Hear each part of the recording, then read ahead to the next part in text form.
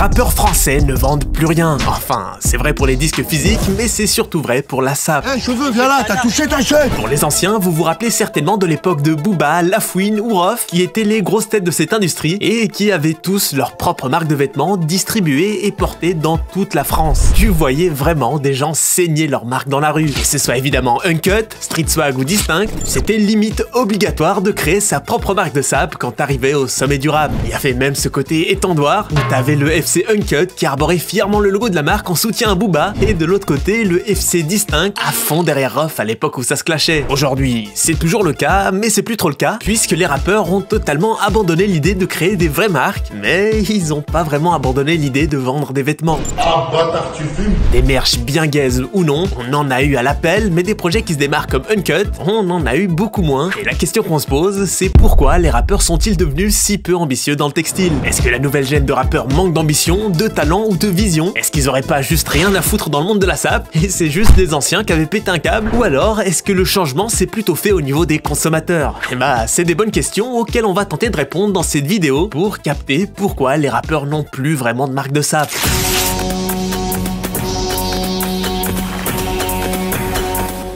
Wesh, bien ou quoi? Nouvelle vidéo, et une fois n'est pas coutume, ça va parler de rap, et on va s'interroger sur les marques de rappeurs qui n'existent plus trop vraiment. En tout cas, on est assez loin de ce qu'on pouvait voir il y a un peu plus de 10 piges. Mais évidemment, pas tout le monde a la ref, donc va falloir remettre un peu plus de contexte historique. En 2010, c'était un peu le prime des marques de rappeurs. Booba avait créé Uncut depuis un moment et ça marchait vraiment bien. Rof avait Distinct, et La Fouine s'ajoutera à la liste en faisant un coup assez malin, créer la marque Street Swag, qui en plus de profiter du buzz de son fondateur, à l'époque, il y avait la tendance swag qui nous venait tout droit des States et qui avait matrixé pas mal de monde où ça mettait des gigas sur vêtements léopard. Même si aujourd'hui ça nous paraît totalement miteux, c'était très pertinent de capitaliser là-dessus à l'époque. Je suis de 143.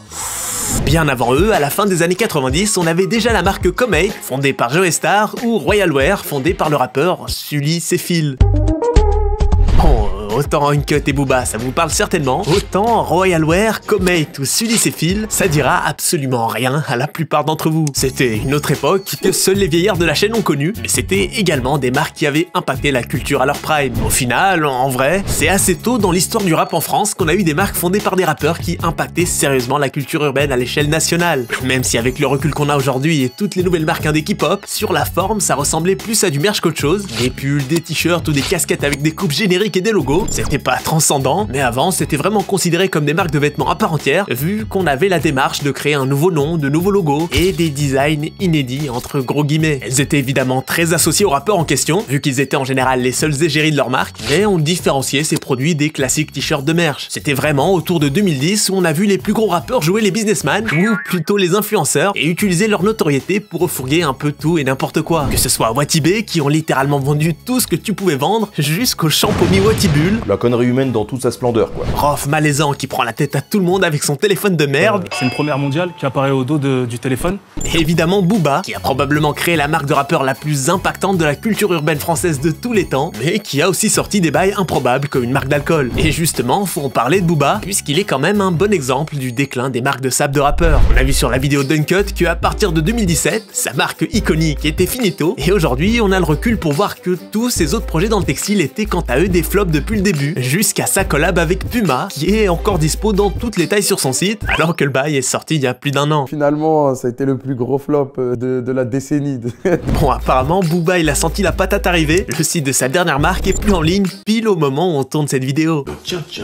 Et Booba n'est absolument pas le seul rappeur à avoir une marque qui flop, et c'est même plutôt l'inverse. Tous les rappeurs qui ont voulu lancer un projet dans le textile un peu plus poussé que du merch ont fini tôt ou tard par flop. Que ce soit évidemment tous les anciens les plus connus, La Fouine ou Rof à l'époque, mais les rappeurs plus récents ne sont pas épargnés non plus. On pense à Caris qui avait lancé sa marque Jeune Riche, qui lui a probablement fait rentrer un peu d'oseille, mais dont plus personne ne se rappelle aujourd'hui et dont plus personne ne se rappellera plus tard. Plus étonnant, on pense aussi à Joke, qui avait également lancé une marque nommée Les Fleuristes, zéro van, personne n'était au courant sauf lui, et des flops de marques de rappeurs, on pourrait passer la journée à en citer. Mais la question qu'on se pose, c'est pourquoi les marques de rappeurs marchaient encore il y a plus de 10 piges, avec notamment Uncut de Booba qui a quand même survécu presque 15 ans, et je dirais même qu'à l'a bien vécu vu qu'on parle de dizaines de millions d'euros générés. Et maintenant, les marques de rappeurs, c'est systématiquement des flops qui survivent péniblement 2 ou 3 ans maximum. Et bah honnêtement, je vous avoue ne pas vraiment avoir la réponse, mais j'ai quelques pistes qui pourraient nous aiguiller. Déjà, au-delà même du rap, on peut parler de l'évolution du monde du textile, où à l'époque,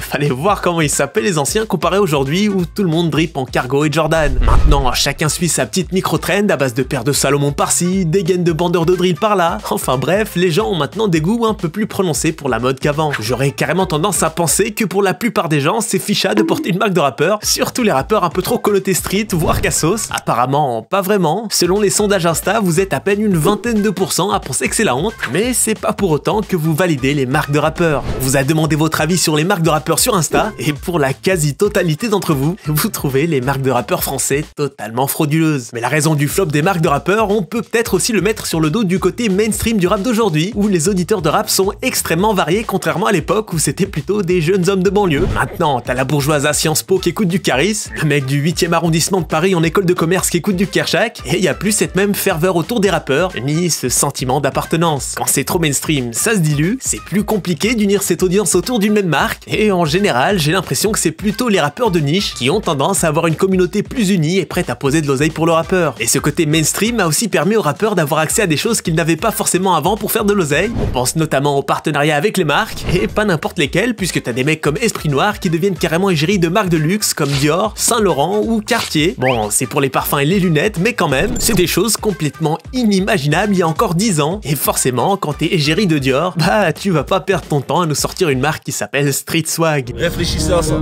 Réfléchissez à ça. Tu rajoutes à ça qu'on est constamment bombardé de nouveaux artistes, de nouveaux projets, et les gens consomment plus le rap comme avant. C'est fini l'époque des CD où ça réécoutait en boucle les mêmes musiques. À l'ère du streaming, ça empile les sons et ça passe à autre chose. Et la relation fan-rappeur a beaucoup changé, ou même les plus grosses têtes de l'industrie se font complètement oublier en attendant leur prochain album, laissant moins de place aux produits dérivés comme pouvait faire Watibé à l'époque ou même Booba avec Uncut. Aussi, créer une marque quand c'est pas ton domaine de prédilection, c'est compliqué, surtout quand tu veux faire les choses bien, et aujourd'hui, t'es un peu obligé de faire les choses bien, sinon tu te fais allumer sur les réseaux. Du coup, on comprend pourquoi les rappeurs privilégient des drops de merch pendant leur sortie d'album. Ça leur permet de vendre des produits sans prétention pendant que la lumière est sur eux le temps de leur promo, et de plus se prendre la tête avec ça une fois que c'est fini. Parce qu'en vrai, on va pas se mytho. De toute façon, même quand c'est bien fait, en général, ça dure pas dans le temps. Par exemple, la marque Que la famille de PNL a des pièces plutôt bien taffées, même si bon, on sent énormément l'inspire Off-White et Lacoste, bah ça reste une marque de rappeur qui est en train de s'éteindre petit à petit avec le manque de communication et d'actualité autour de PNL. Le site est toujours en ligne, il y a plein d'articles encore disponibles, mais ça fait 2 piges qu'ils ont pas créé de nouvelles collections ni même posté quoi que ce soit sur les réseaux de la marque. Pour la plupart des autres rappeurs, on est surtout sur du merch, que ce soit vendu le temps d'un album ou en continu, et ça peut être sympa parfois, mais c'est jamais bien transcendant, c'est pas spécialement aussi marquant qu'ont pu l'être d'autres marques, et c'est surtout très rarement durable dans le temps. Si un jour vous vous faites chier, allez téma les bails de rappeurs sur la boutique officielle, ça fait froid dans le dos, il y a des horreurs qui traînent sur leur site depuis 5 piges, absolument personne n'y touche, et ça résume à peu près la sape de rappeurs. Évidemment, il y a toujours des exceptions à la règle, on pense à Avenir, la marque d'Orelsan créée en collaboration avec le designer suisse Trapazon, qui a tout d'une vraie marque et qui ressemble pas du tout à une marque de rappeur. C'est pas ça le rap.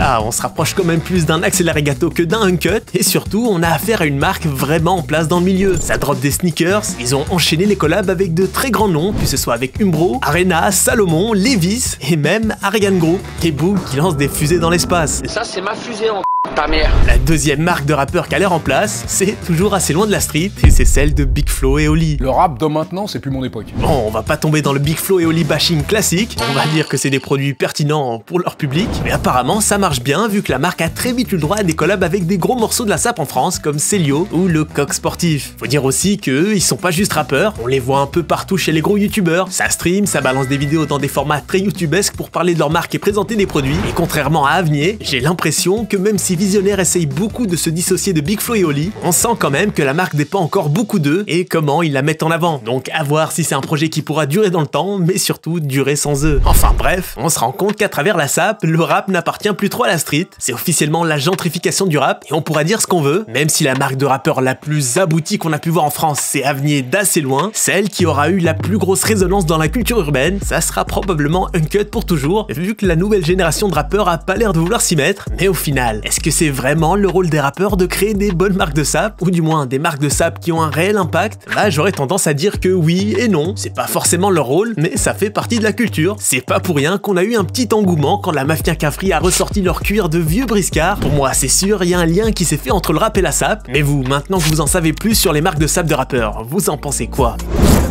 C'est une petite qui arrête comme un chien. Pas de hitch, elle va marcher. De toute façon, c'est bien pour la santé. Je l'ai senti, c'était un fake. Ça la viscère, même si c'était un flic. Je meilleur, boy, ça c'est un fait. On se moque les hops, on fait la fête. Viens, baby, on se prend pas la tête. On se met bien et tu me donnes la tête. Entre nous, y'a pas que du sel. Mais t'aimes bien quand je t'envoie au 7ème ciel.